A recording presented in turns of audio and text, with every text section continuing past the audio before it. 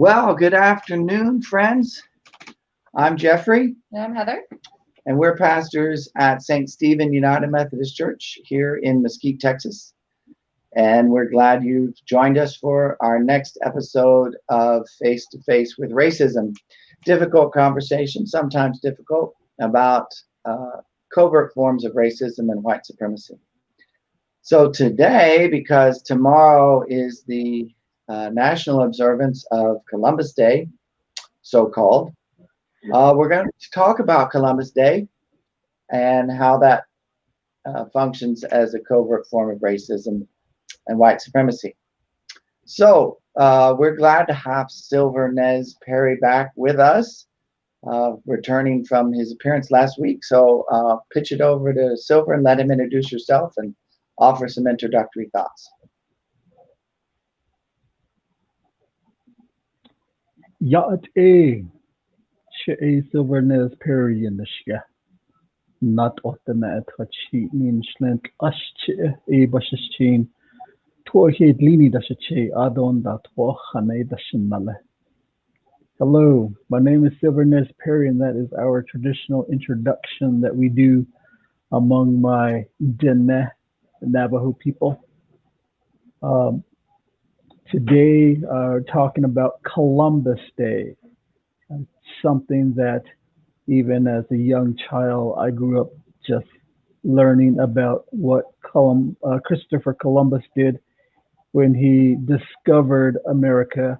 It was not until later on in life that the truth about Columbus was uh, taught to us on how he wasn't the man that we learned in the history books growing up in elementary school and middle school.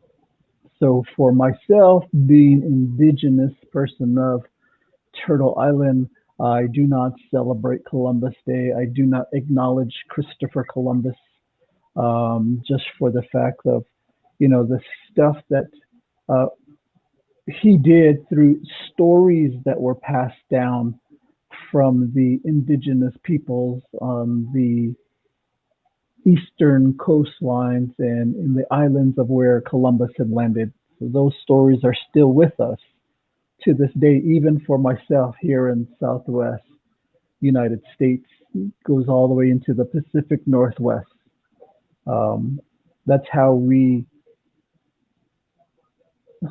talk about our history, is through traditional storytelling. And so for myself, it's just something that I don't celebrate. I don't honor him at all. I just it's not something that I don't think is right to put someone up on a pedestal that did a lot of terrible things to the indigenous inhabitants of the island where Columbus landed. He never reached the shores of America, but people tend to celebrate him like he's a national hero of some sorts. Um, and the resistance that we as Native people get all the time is get over it, or you're trying to erase history is what they throw at us all the time. And from my personal standpoint, that's not what we're doing. We are trying to show that there is a different type of history that was never taught in schools. Histories from a Native American viewpoint.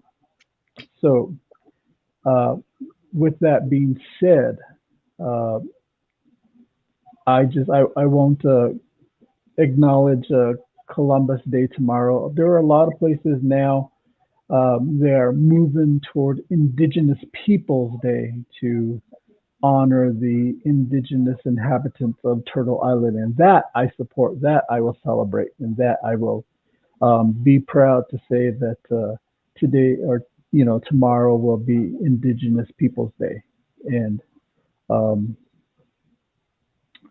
it's just it's something it's is hard for Native people to understand why the Western world would celebrate a man like Christopher Columbus. It's the same like how people would celebrate um, Custer, or how they would celebrate Kit Carson. You know, these people did a lot of serious damage to the native population, but they still look at them as heroes. And sometimes I wonder, is this the way some people might celebrate? I mean, if I were to say, is that how some people would celebrate Hitler? You know, it's just, but you know, the backlash that we get from natives is get over it. You know, that's the only thing, and it's really hard for us to stand up to something like that. And you know, it's what we're trying to do is educate people that there's a different part of history that we would like for people to know and to learn and to understand. Um, you know, like they always say, there's two sides to every story, but when it comes to Native people talking about the same story, we get pushed to the side, and you know that's they would rather hear just one side of that story and stick with it. So, Can uh, you you know, for myself, like I said, yeah, go ahead. can you give us a sense? I'm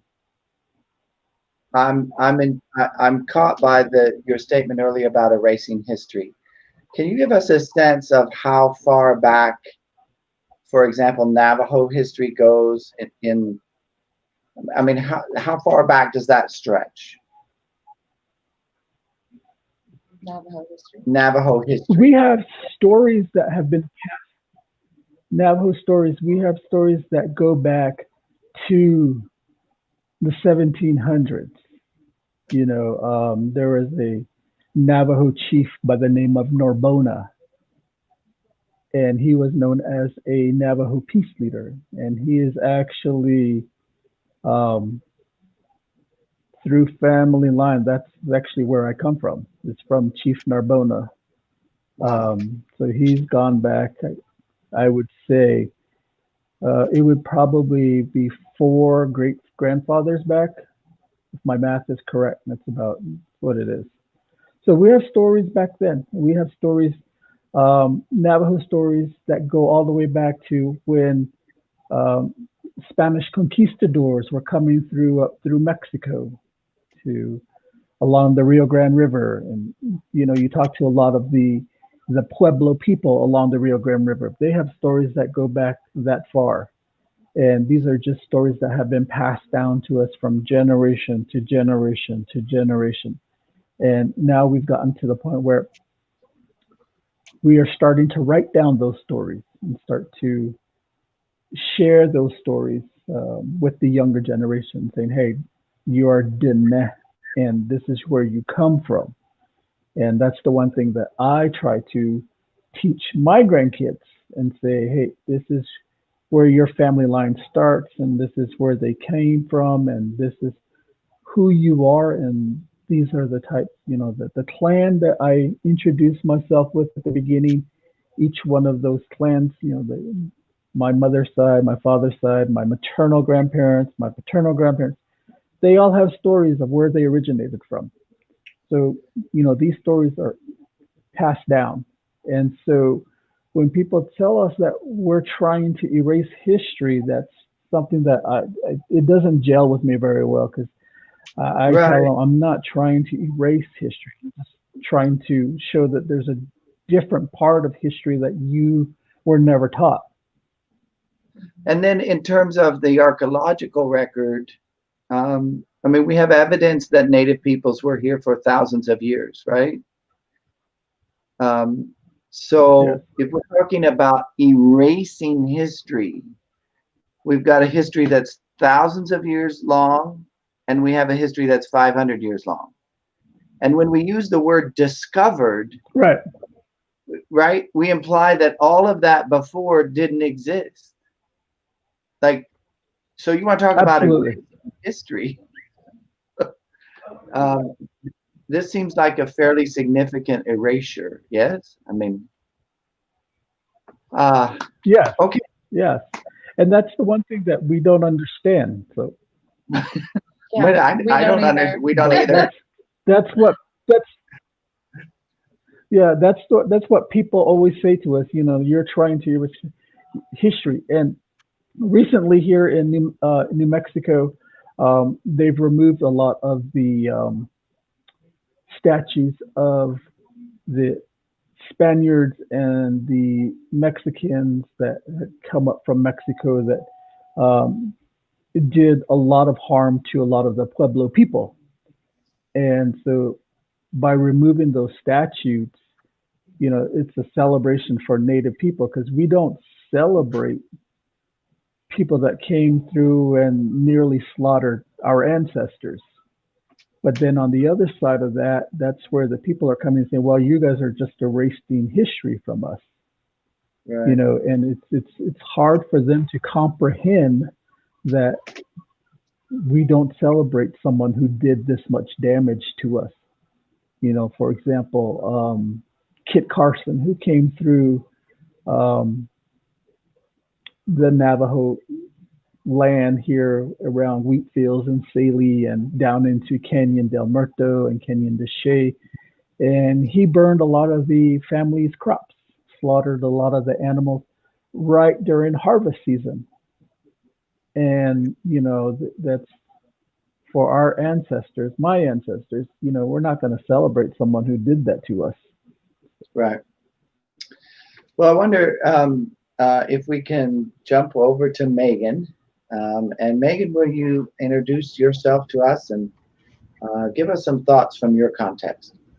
Yeah, hello everyone. I'm Megan Walsh. I'm the director from Sierra Service Project out in California. I'm actually in Portland, Oregon these days with my family, but I've known Silver for a number of years, and I'm honored to be here with you all because I feel like I'm not much of an expert myself, but hey, we're all here to learn and relearn history and just grow our own selves. So I guess my original thoughts are I was researching, you know, what areas that I live in still celebrate Columbus Day versus Indigenous Peoples Day. And, you know, it looks like the city of Portland, you know, 5 years ago declared that that's we're not celebrating Columbus Day anymore and shifting the focus, which I think is really important. And I was surprised to see that like Sacramento, where our office is, it hasn't done that. And I think the state of California has, which is great, but I think it takes everyone to kind of reclaim that.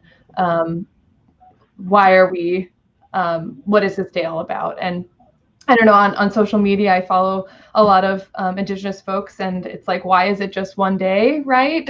Isn't it every day? Why are we just focusing, you know, like, oh, let's celebrate all Indigenous people on one day of the year? Like, okay, that seems like simplified, or overly simplified.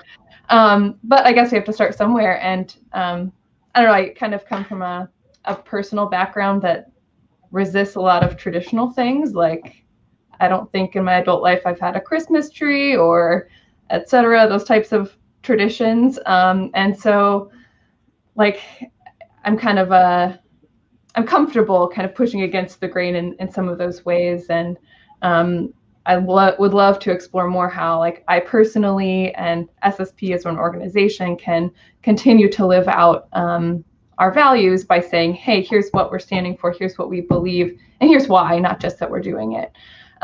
So, you know, we've, in my 11 years working with the nonprofit I lead, we've never celebrated Columbus Day. It's a normal working day. But I think in the past few years, we've shifted focus to, you know, naming Indigenous Peoples Day and what can we do and how can we amplify voices of our partner communities. So I know tomorrow the Klamath Tribes Youth Council is hosting an event that will be sharing and getting the word out for, because it's really not our story to tell, but excited to learn more ourselves every day, tomorrow included. And gosh, Silver, when you were talking about, erasing history, it seems like a little bit of gaslighting maybe, and that it's actually the other way around, that, you know, through our education, growing up, learning about Columbus Day, this quote unquote hero or whatever you want to say, it's like actually there's so much more to that, and it's really on the textbooks and the teachers and all of those institutions that are erasing Indigenous history and not the other way around. So it's hard to hear that has been your experience of being told, hey, wait a minute, you can't do that. You're erasing all these historical figures, and it just seems like really not fair. During my time working for Sierra Service Project in the summer as a college student, I think that's when I learned probably the most in my life about various tribal communities. I spent 3 summers living in Shures, Nevada, which is home to the Paiute Shoshone people, and in Rock Point, a little bit north of where Silver lives, and then also in the Wiyot nation in the north coast of California, and just learning about the tragedies that took place not that long ago. It seems like that story is not told, and going off of what Silver said earlier, the genocide of people, and how, like, why in the world would we celebrate a person that upheld those values and views, kind of like Hitler, like you said. It's like, wait a minute, let's stop here and actually rethink of what happened and how are we commemorating this history in our lives, both tomorrow and all the other days, 4th of July, Thanksgiving, President's Day, etc. So that's what I have to say about Thanksgiving, that's another topic. Yeah, right.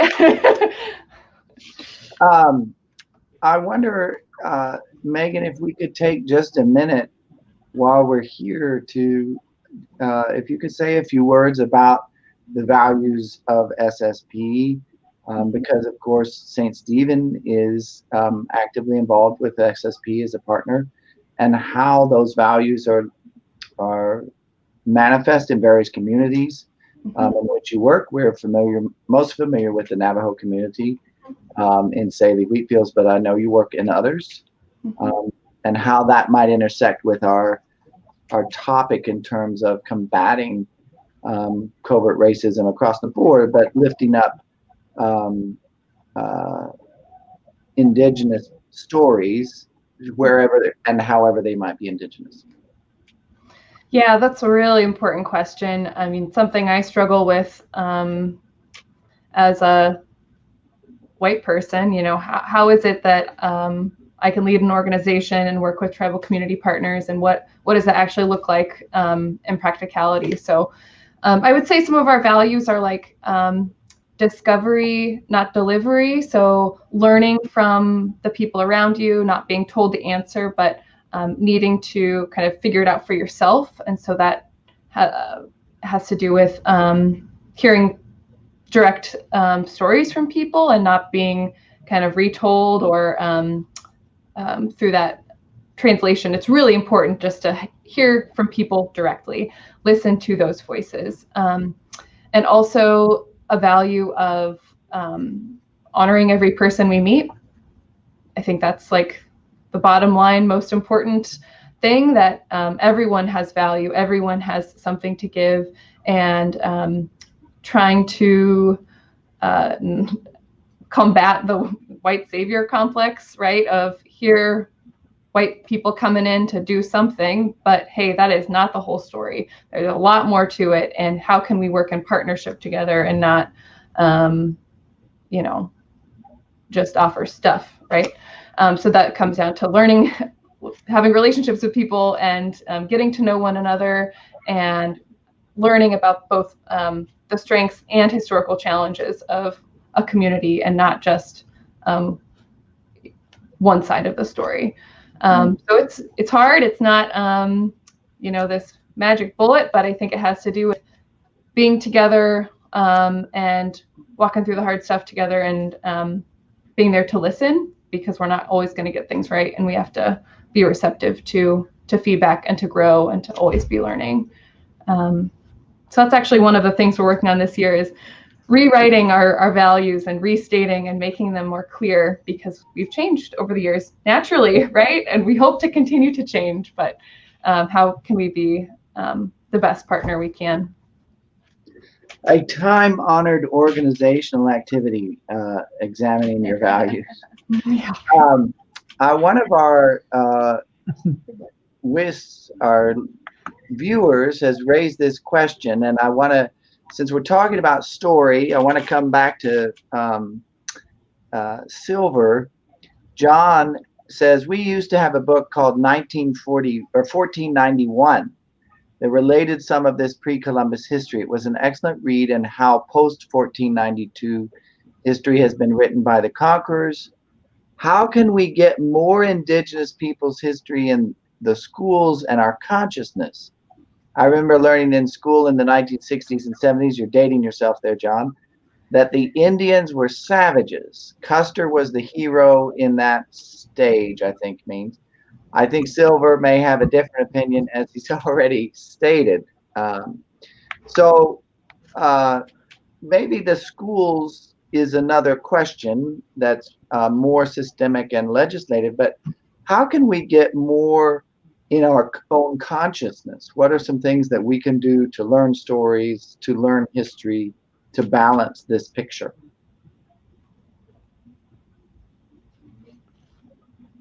I think one of the things that um, people could do is to learn more about the native peoples. Like I said last week, there are 576 federally recognized tribal nations in the United States. So there are 576 histories that you can learn about. They are not all the same.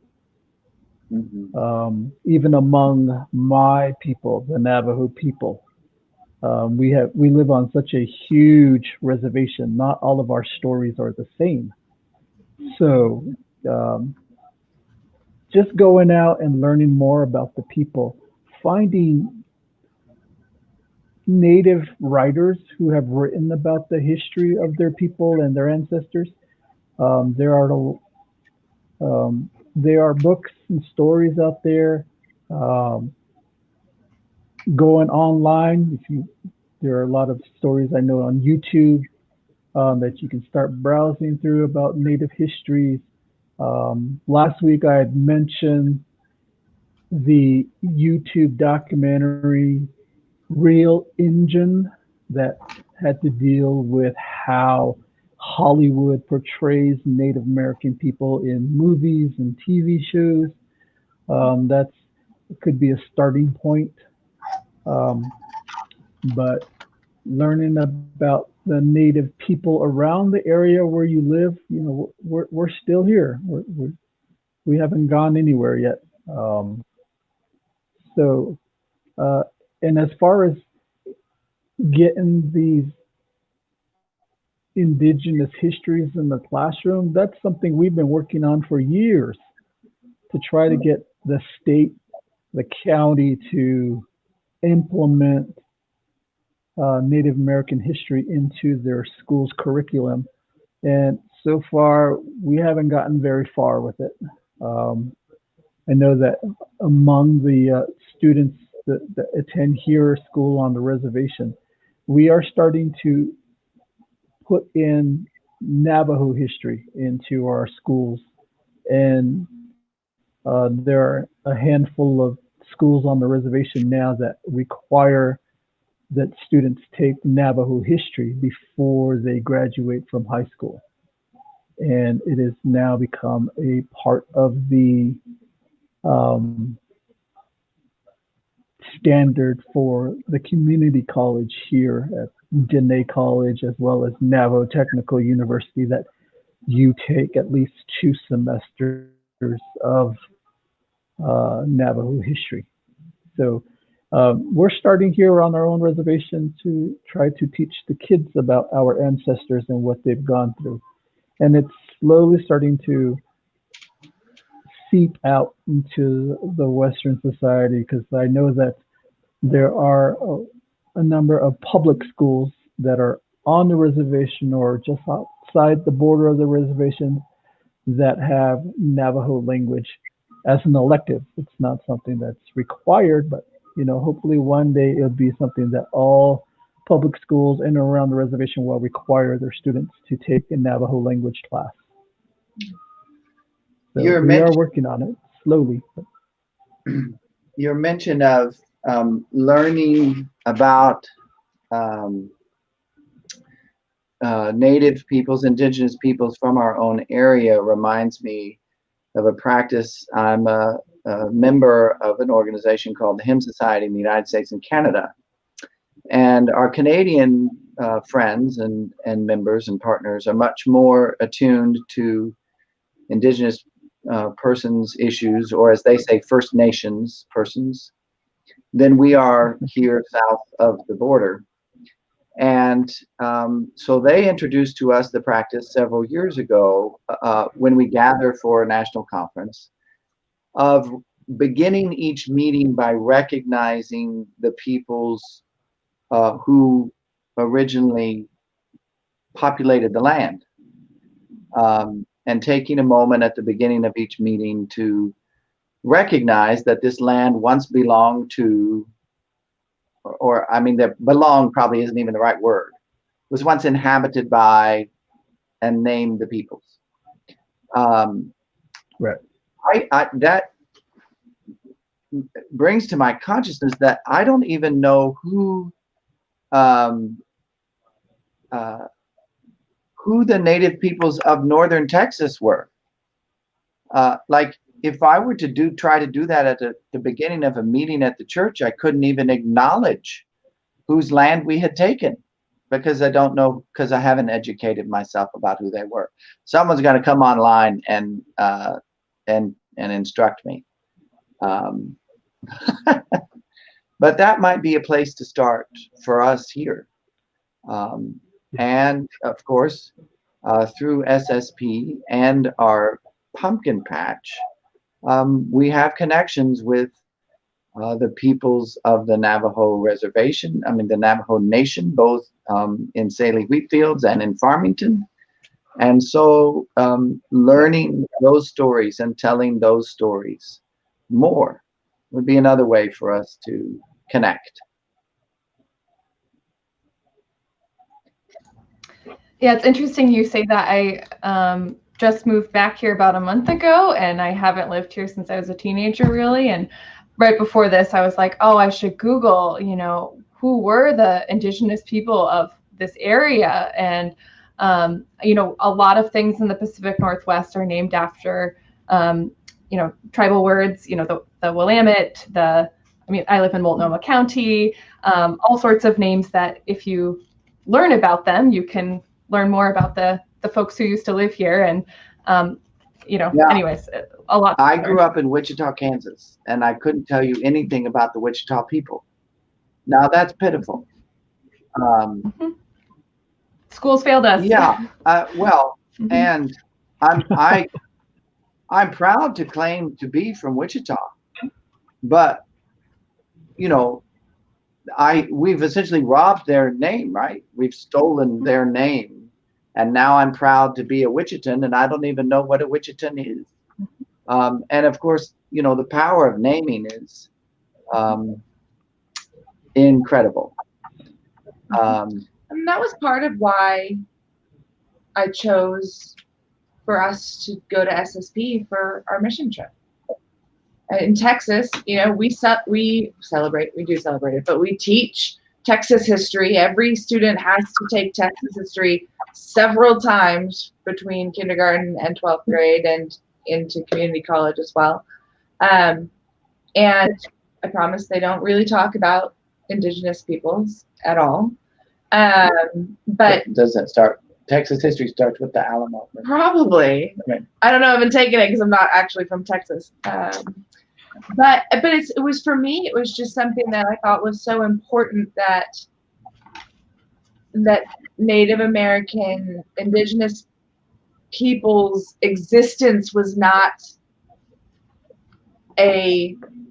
just a story that they got from Hollywood. Mm-hmm.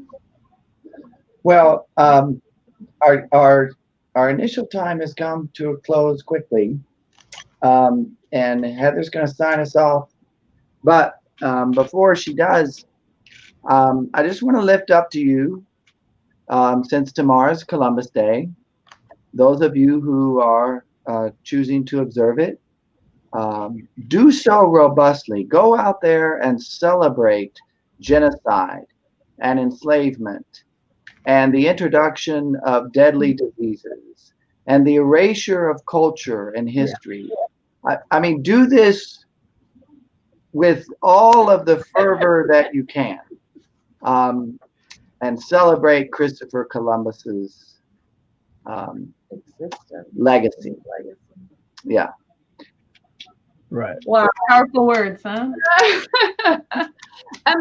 Yes, this stuff is hard. We again, we're looking at something we've just always known. We've always celebrated. We've always observed, and often is covered up. Here in Texas, we get the day off for school, but it's Fair Day. They don't want to admit that it's Columbus Day, so they call it Fair Day, which is its own irony. So as we continue to have these conversations and you start to unpack not only how do you transition from celebrating Columbus Day to truly celebrating Indigenous Peoples Day, taking that time to, instead of celebrating genocide and all the various other things, you start learning and teaching yourself about different cultures that inhabited this land, Turtle Island, long before we were here. It's hard to do. It's challenging. So you have to be gentle with yourself. Give yourself grace. And remember to not take your foot off the gas, because we are working toward being people who live into what it means to be anti-racist. We look forward to seeing you next week. Until then, take care. We'll see you soon.